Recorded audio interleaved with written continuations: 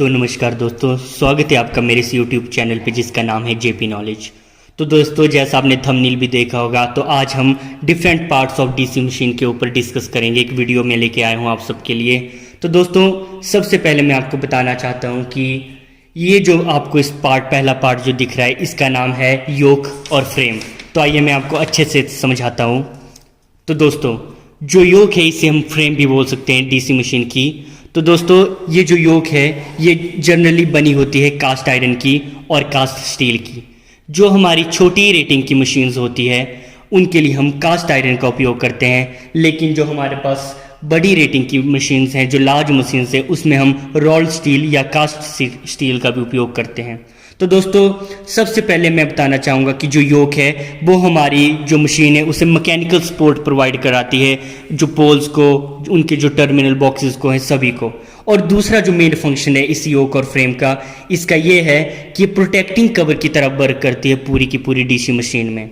और जो इसका तीसरा मेन सबसे एडवांटेज है वो है कि जो ये मैग्नेटिक फ्लक्स प्रोड्यूस होता है फील्ड के द्वारा, वो इसे कैरी करती है। तो ये तीन मेन यूज हैं योक के। तो दोस्तों, जो दूसरा पार्ट है हमारा वो है डीसी मशीन में पोल्स। तो पोल को समझाने से पहले मैं आपको इसका एक छोटा सा डायग्राम दिखाना चाहता हूं। तो दोस्तों, ये हमारी योक थी जो मैंने आपको बताया। अब ये जो आपके पास ये दिख रहे हैं ये हमारे पोल्स होते हैं। तो ये मैं कह सकता हूं कि ये 4 पोल की डीसी मशीन है।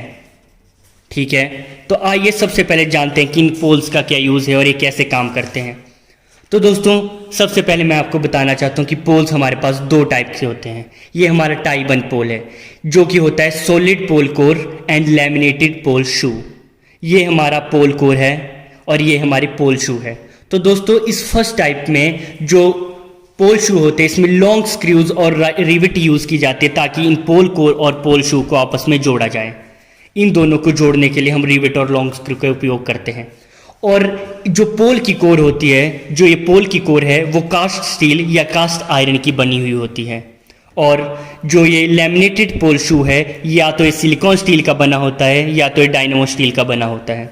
अब मैं आपको बताना चाह रहा हूँ कि दूसरे टाइप का जो पोल होते हैं वो होते हैं core and pole shoe are made up of लैमिनेशंस।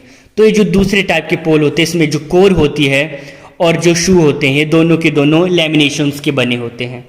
और इनमें जो मटेरियल यूज़ किया जाता है वो जनरली सिलिकॉन स्टील का ही उपयोग किया जाता है। वो क्यों यूज़ किया जाता है? क्योंकि जो सिलिकॉन स्टील है वो हिस्टेरिसिस लॉसेस को कम कर देता है और जो लैमिनेशंस हैं वो हमारे एडी करंट लॉसेस को बड़ा ही रिड्यूस कर देती हैं और जिसकी हमें ज़रूरत पड़ती है। तो अब हम समझेंगे फील्ड बाइंडिंग का कॉन्सेप्ट। तो मैं आपको एक डायग्राम की मदद से समझाने की कोशिश करूंगा। तो जैसा आपने देखा कि हमारे पास ये 4 पोल की डीसी मशीन है, ठीक है। तो अब इन 4 पोल्स के ऊपर जब हम एक वाइंडिंग करेंगे और उसे इन टर्मिनल से जोड़ेंगे तो इसे कहते हैं हम फील्ड वाइंडिंग। तो आइए इसे थोड़े और बेहतर तरीके से समझते हैं। तो दोस्तों, ये जो फील्ड वाइंडिंग है ये एनिमेल्ड कॉपर कंडक्टर की बनी हुई होती है। ये कॉपर कंडक्टर भी 2 तरीके के होते हैं, एक राउंड वायर में और एक स्ट्रिप कंडक्टर। जो हमारे पास जो राउंड वायर है वो स्मॉल रेटिंग की मशीन्स में यूज़ किए जाते हैं, लेकिन जो स्ट्रिप कंडक्टर है वो लार्ज रेटिंग की हैवी मशीन्स में यूज़ किए जाते हैं। अब मैं आपको बताना चाहता हूँ कि जो हमारी फील्ड वाइंडिंग है इसके मेनली 2 पर्पज़ हैं। एक पर्पज़ है कि जो ये फील्ड वाइंडिंग है ये मैग्नेटिक फील्ड को प्रोड्यूस करती है, और दूसरा जो इसका मेन फंक्शन है कि जो फील्ड वाइंडिंग के अंदर फील्ड फ्लक्स को प्रोड्यूस करना इसका दूसरा मेन काम है। तो दोस्तों, अब हम आर्मेचर कोर के बारे में जानेंगे जो इसका अगला पार्ट है। तो आइए मैं आपको एक डायग्राम से समझाने की कोशिश करता हूँ। तो दोस्तों, ये मैंने बनाए हैं आर्मेचर की कोर। तो ये हमारे पास आर्मेचर की कोर है।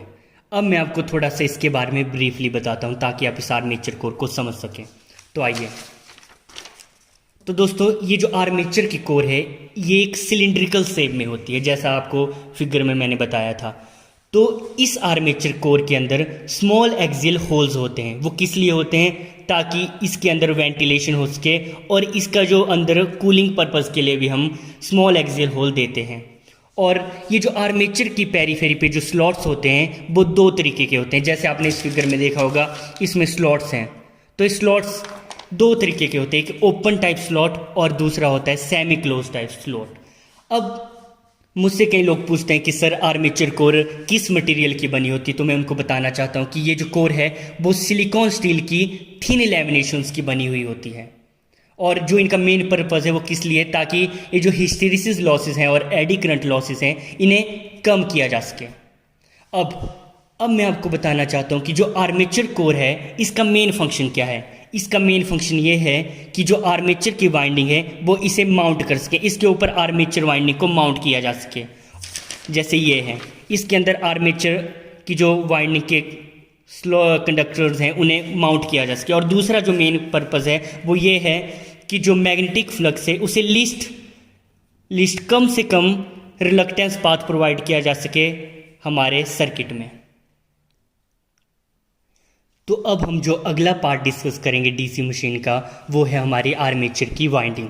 तो दोस्तों आइए मैं आपको डायग्राम से समझाने की कोशिश करता हूँ। जैसा आपने पहले देखा कि ये जो हमारे पास है आर्मेचर के स्लॉट्स हैं, तो इन स्लॉट्स के अंदर हम कंडक्टर्स लगाएंगे। हर स्लॉट पे हम कंडक्टर लगाएंगे अकॉर्डिंग टू अवर रिक्वायरमेंट। तो इन कंडक्टर्स को लगाने को कहते हैं हम कि आर्मेचर की हम बाइंडिंग कर रहे हैं। तो आइए समझते हैं आर्मेचर बाइंडिंग के बारे में थोड़ा बहुत। तो ये जो आर्मेचर की वाइंडिंग है ये बनी किससे होती है, ये बनी होती है एनेमल्ड कॉपर कंडक्टर्स की। ठीक है, अब जो हमारे पास एनेमल्ड कॉपर कंडक्टर है वो भी दो तरीके के होते हैं, दो टाइप के। जो पहला है वो है राउंड वायर टाइप।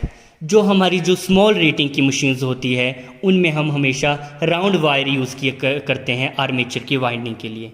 और जो हमारे दूसरी टाइप की मशीन्स होती है जैसे लार्ज रेटिंग की, जो बड़ी बड़ी मशीन्स हैं हमारे पास, उनके लिए हम जर्नली यूज़ करते हैं स्ट्रिप्ड कंडक्टर। तो ठीक है, अब हमारे पास एक और कॉन्सेप्ट है कि किस किस टाइप की वाइंडिंग्स की जाती है आर्मेचर की वाइंडिंग के लिए। तो हमारे पास दो तरीके की वाइंडिंग्स हैं, एक है हमारे पास लैप वाइंडिंग और दूसरी है हमारी वेव वाइंडिंग। तो जो नेक्स्ट वीडियो होगी मेरी, मैं उसमें आपको समझाने की कोशिश करूंगा अच्छे तरीके से कि लैप बाइंडिंग क्या होती है और वेव बाइंडिंग क्या होती है और इनकी यूजेस किस जगह पर कौन कौन सी बाइंडिंग हम यूज़ कर सकते हैं। लेकिन जो हमारा मेन पर्पज़ है आर्मेचर वाइंडिंग का वो ये है कि हम मैग्नेटिक फील्ड को प्रोड्यूस कर सकें सर्किट के अंदर। तो अब हम जो अगला पार्ट डिस्कस करेंगे वो है कम्यूटेटर। तो आइए मैं आपको कम्यूटेटर समझाने की कोशिश करता हूँ अपने डायग्राम से। तो जैसा आप देख सकते हैं कि जो एक कम्यूटेटर है शाफ्ट के ऊपर माउंट किया हुआ है, जैसे जो ये लाल लाल आपको पॉइंट्स दिख रहे हैं ये कम्यूटेटर के सेगमेंट्स हैं जो हमने जोड़े हुए हैं शाफ्ट के ऊपर। तो आइए मैं थोड़ा और अच्छे तरीके से आपको इसे समझाता हूँ। जो कम्यूटेटर है वो बेसिकली हमारा शाफ्ट के ऊपर माउंट किया जाता है। ठीक है, और ये बना किससे होता है, ये बना होता है हार्ड ड्रॉन कॉपर से। कई लोग मुझसे पूछते रहते सर कम्यूटेटर किस चीज़ से बना है, किस चीज़ से बना है, तो मैं आपको बता देना चाहता हूँ कि ये हार्ड ड्रॉन कॉपर से बना हुआ है।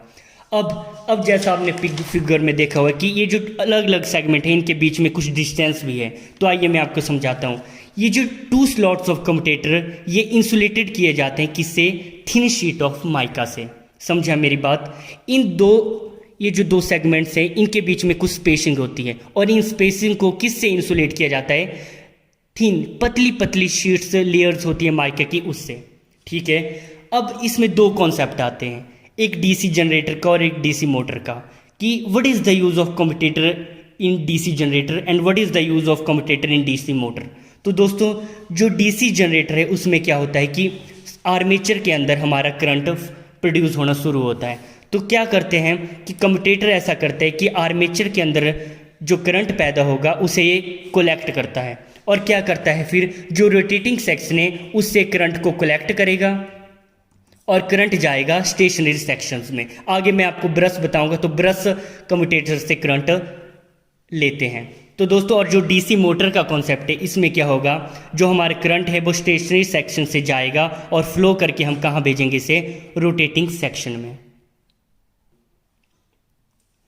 तो अब हम जानेंगे ब्रश के बारे में। तो दोस्तों जो ब्रश है वो जनरली या तो ग्रेफाइट का बना होता है या कार्बन का बना होता है और ये एक रेक्टेंगुलर ब्लॉक की शेप में होता है जनरली। तो जो हमारा कलेक्टर है उसका मेन काम होता है कि जो कम्यूटेटर सेगमेंट के ऊपर करंट प्रोड्यूस हुआ है उसे कलेक्ट करके हमारे टर्मिनल बॉक्स तक लेके चले जाना। तो अब हम सबसे लास्ट कंपोनेंट डिस्कस करेंगे हमारी इस डीसी मशीन का, वो है हमारी शाफ्ट। तो आइए मैं आपको डायग्राम में बताने की कोशिश करता हूँ। जो ये है आपको ये जो गोल सा डॉटेड सा पॉइंट दिख रहा है, ये हमारी शाफ्ट है। इसी शाफ्ट के ऊपर हमारी कम्यूटेटर असेंबली भी है और हमारी आर्मेचर की असेंबली भी है। तो आइए मैं बताता हूँ आपको कि क्या क्या है शाफ्ट के बारे में। तो जो शाफ्ट है हमारी, ये बनी हुई होती है माइल्ड स्टील की, ठीक है। And the purpose of shaft is to transfer the mechanical power to the load and also it provide support to armature and our commutator assembly. तो आप सभी का थैंक यू हमारी वीडियो देखने के लिए। तो दोस्तों, अगर आपको हमारी वीडियो अच्छी लग रही है तो प्लीज़ इसे शेयर कीजिए, चैनल को सब्सक्राइब कीजिए और वीडियो को लाइक करते रहिए ताकि हमें आप सबका प्यार मिलता रहे। Thank you so much.